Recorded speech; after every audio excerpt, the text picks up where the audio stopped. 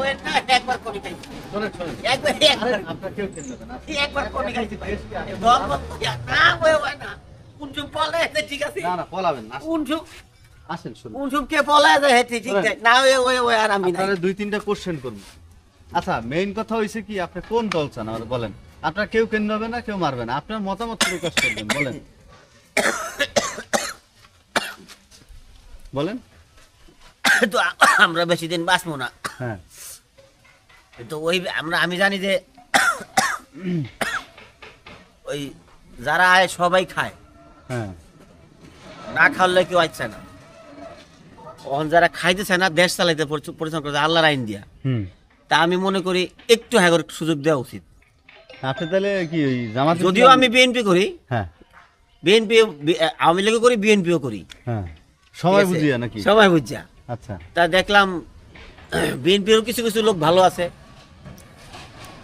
আর খারাপ যেমন আছে কিছু লোক ভালো যেমন এই যে বাবর স্বরাষ্ট্রমন্ত্রী বাবর ঠিক আছে উনি একসময় স্বরাষ্ট্রমন্ত্রী ছিল এখন উনি কত সুন্দর সবাইরই বলতেছে ওনার যত ইয়ে আছে আপনার ওনার যত রাজনীতিবিন্দু আছে রাজনীতি যারা কর্মকর্তা আছে কর্মী আছে সবাইরই বলতেছে তোমরা নামাজ পড়া পাঁচ ওয়াক্ত সৎভাবে চলবা হুম এ কত সুন্দর বিএনপির মধ্যে ভালো লোক আছে ভালো লোক আছে আবার আওয়ামী লীগের মধ্যে ভালো লোক আছে হ্যাঁ কিছু কিছু ধার্মিক লোক আছে আবার যেমন বাইশের সময় আমি খুব ভক্ত আওয়ামী লীগের হ্যাঁ সে তো স্বতন্ত্র স্বতন্ত্র থেকে কিন্তু বাইশের সময় আমার খুব ভালো লাগে ভালো লাগে হ্যাঁ যদিও সে আমি ভক্ত আরেকজনের ছিলাম দেলোয়ার সাইদি ওনার বিরুদ্ধে কি বলছে না বলছে আমি জানি না কিন্তু আমি মনে করি তারে ক্ষমা সুন্দর দৃষ্টিতে মাফ করে দেওয়া উচিত হুম ঠিক আছে যেমন ব্যারিস্টার সুমন রে ভাইকে। ঠিক আছে যদিও সে এটার ছিল আর কি ওই মানবতার কি জানি কয় মানবতা আর কি।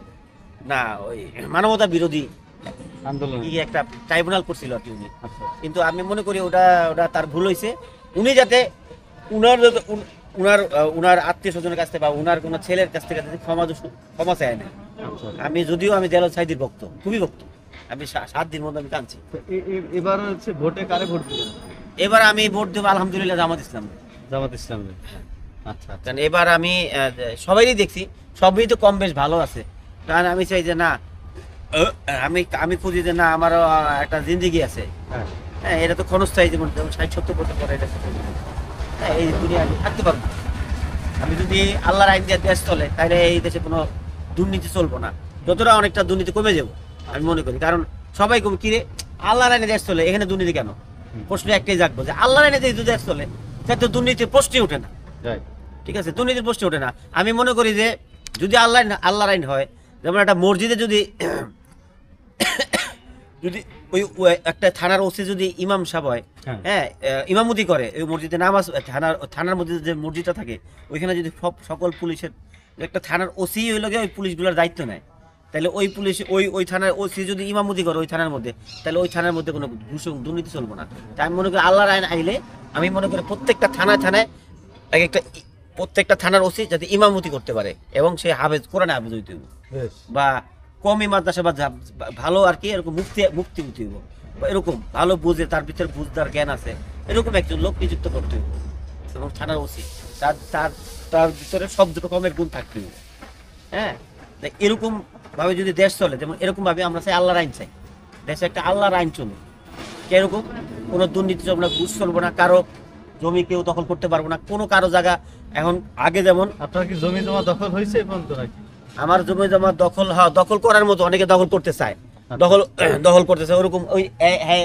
ওই দেখায় ওই নেতার ভয় দেখায় বিএনপি আইলে ওই নেতার ভয় দেখায় আওয়ামী লীগ আইলে এই নেতার ভয় দেখায় তো এরকম করে দেশ আবার কেউ কোনো গরিব লোক অসহায় লোক এরা কি করবে এরা তো ওরকম কাজকর্ম করতে পারে না এরা দেখা যায় কি ওই পথে ঘাটে কিছু একটা নিয়ে মাল জিনিস নিয়ে বসে 2 পয়সা সংসার করার জন্য মানে কি জীবিকা চালানোর জন্য আচ্ছা কিন্তু কি করে কিছু লোক আছে যখন যে ক্ষমতায় আসে তখন এরা কি করে চান্দা চায় তাদের চলতেই ঠিক আছে তা আমি চাই ইচ্ছা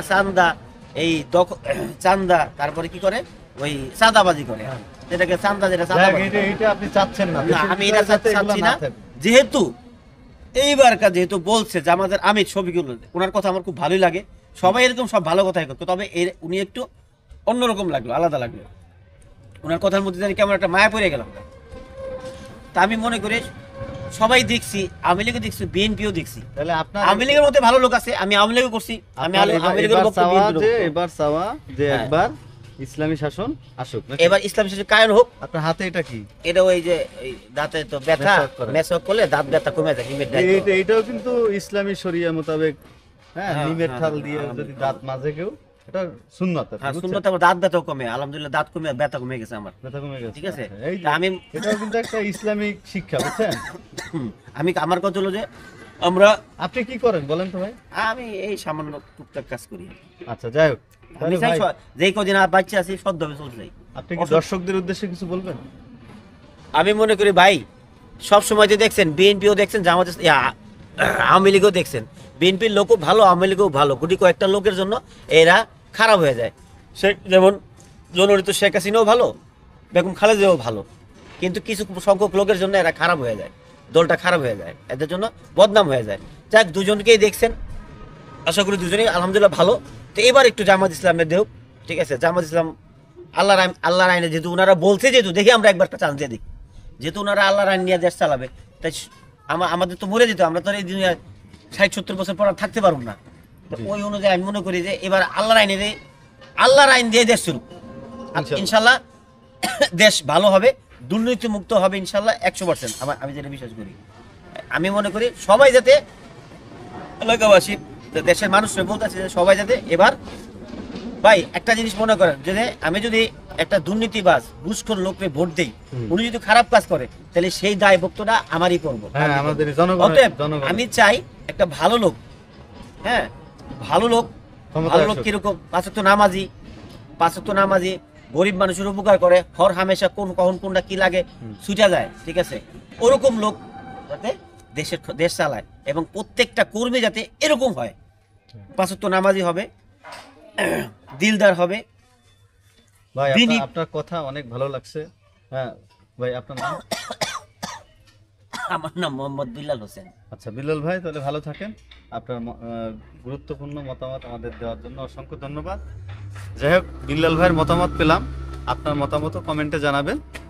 আর এরকমভাবে কিছু ভিডিও আমরা বানাবো, যে এখন কে কোন দল চায় এবং কার মতামত কি। আমাদের বিল্লাল ভাইয়ের মতামত অবশ্যই শুনতে পাইলেন, আপনার মতামতটা জানাবেন প্লিজ। ধন্যবাদ, ভালো থাকবেন, আসসালামু আলাইকুম।